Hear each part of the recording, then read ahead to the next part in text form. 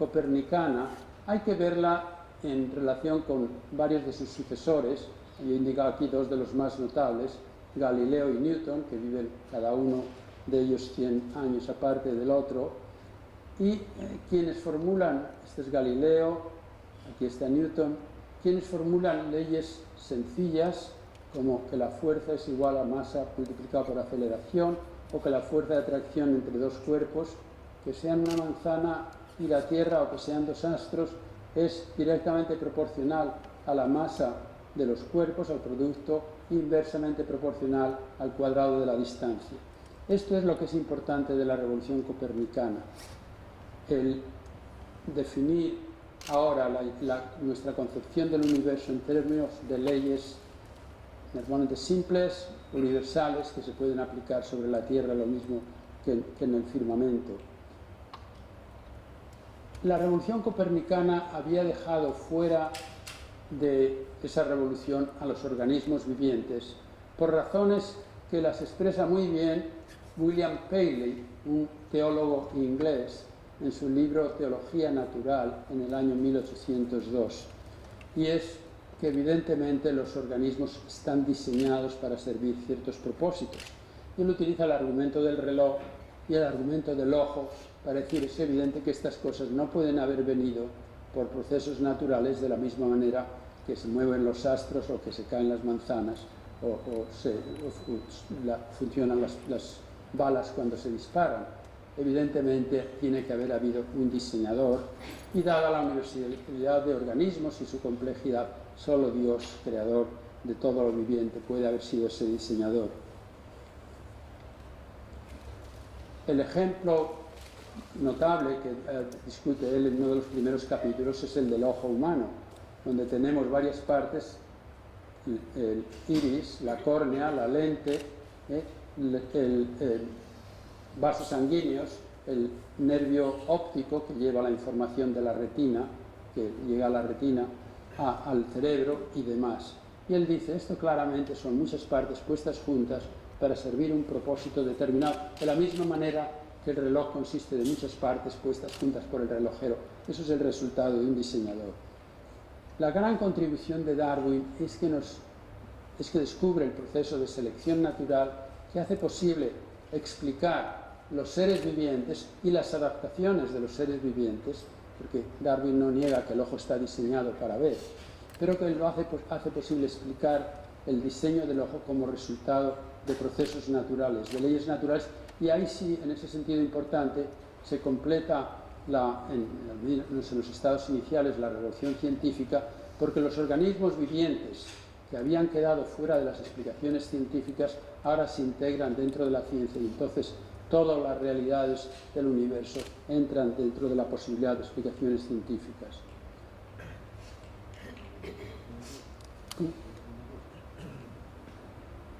Gracias. Entonces, como les decía antes, su libro más importante, uno de los libros más originales que publica, El origen de las especies, en 1859, es donde presenta su teoría de la selección natural. Son 14 capítulos, pero él resume el concepto central de la selección natural en varias partes, incluyendo en este texto del capítulo 3 que he elegido aquí y que lo voy a leer brevemente. Dice, se puede considerar improbable, bien al ver que variaciones útiles al hombre han ocurrido indudablemente. Se puede dudar que otras variaciones útiles en cierto modo a cada ser en la gran y compleja batalla de la vida debían a veces producirse en el curso de miles de generaciones. Esto se refiere a la experiencia de los granadores y agricultores que utilizan variaciones espontáneas para producir vacas que nos dan más leche, o razas de perro que tienen características que nos interesan, o pollos que producen más huevos. Dice, si estas variaciones ocurren en los animales y en las plantas para nuestro beneficio, evidentemente debe haber variaciones hereditarias también que ocurren para beneficio de los animales y de las plantas mismas. Esta es la segunda parte. Si tal cosa sucede, es decir, si hay variaciones hereditarias que sean beneficiosas a los organismos, podemos dudar que los individuos que poseen alguna ventaja sobre otros tendrían la mayor probabilidad de sobrevivir y procrear a los de su clase. Por otra parte, podríamos estar seguros de que cualquier variación que fuese perjudicial en el menor grado sería inflexiblemente destruida. A esta preservación de las variaciones favorables y el rechazo de las variaciones perjudiciales yo lo llamo selección natural. O sea, la idea central es muy sencilla, porque él usa 14 capítulos para describirlo y hoy, en el momento actual, tenemos una teoría matemática muy desarrollada y muy avanzada para dar cuenta de la selección natural, pero la noción central es que si ocurren variaciones hereditarias en los organismos que les benefician a los organismos mismos, los que tengan variaciones hereditarias van a sobrevivir mejor y van a dejar más descendientes. Entonces, esas variaciones beneficiosas se van a multiplicar a través del tiempo y adaptaciones a comportamientos o caracteres que les benefician a los organismos van poco a poco, gradualmente, a desarrollarse. La evidencia de la selección natural que Darwin presenta en su libro es la evidencia que estaba disponible en su tiempo. La mayor parte de los biólogos a mitad del siglo XIX aceptaban ya la evolución, pero aceptaban una evolución que tenía una propiedad distintiva, en la que me voy a entretener un minuto o dos, y es que los organismos evolucionaban de manera progresiva, cambiando poco a poco en todos los sentidos. Y Darwin no es así como la evolución tiene que ocurrir. Si la evolución ocurre por selección natural, van a haber unos caracteres que van a cambiar en un momento y otros en otros, porque todo depende de cuáles caracteres sean beneficiosos en un momento determinado y cuál sea la historia anterior del organismo.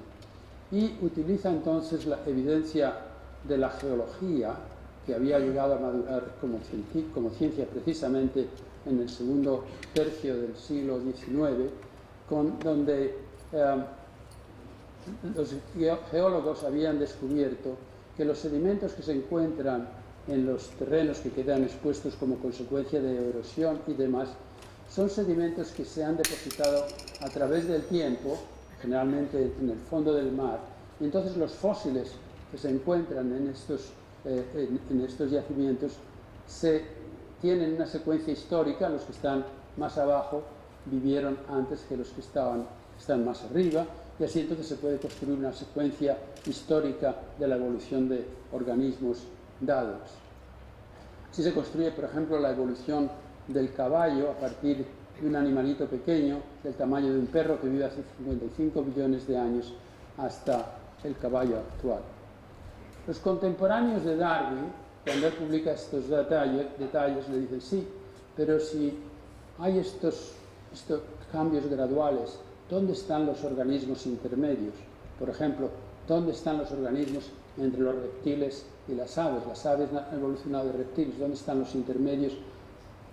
No había ningún intermedio importante de este tipo cuando Darwin escribe el libro. Un año más tarde, en 1860, se descubre el primer organismo, representado aquí, Archaeopteris, que es un organismo completamente intermedio entre un reptil y un ave. Tiene alas, como pueden ver en los residuos fósiles, tiene el pico y algunas otras características que son de pájaro. Sin embargo, el esqueleto es completamente el de un dinosaurio pequeño. Es un animalito, así más o menos del tamaño de un cuervo o algo así. Darwin, en la última edición del Origen de las Especies, se refiere ya a este Archaeopteris. Otra transición muy importante es entre peces y anfibios, entre animales que viven en el agua y animales que tienen 4 patas o 4 miembros para andar o para utilizarlos de otras maneras. Hace nada más 3 años se descubre este animal Tiktaalik, que es intermedio entre peces y anfibios. Anfibios primitivos que tienen muchas características de peces se conocían ya, empezando a existir desde hace 370 millones de años. Se conocían también peces que vivían hace unos 380 millones de años, que parecen tener algunas características de anfibios. Entonces, un grupo de científicos americanos en unos depósitos del norte de Canadá, donde se sabía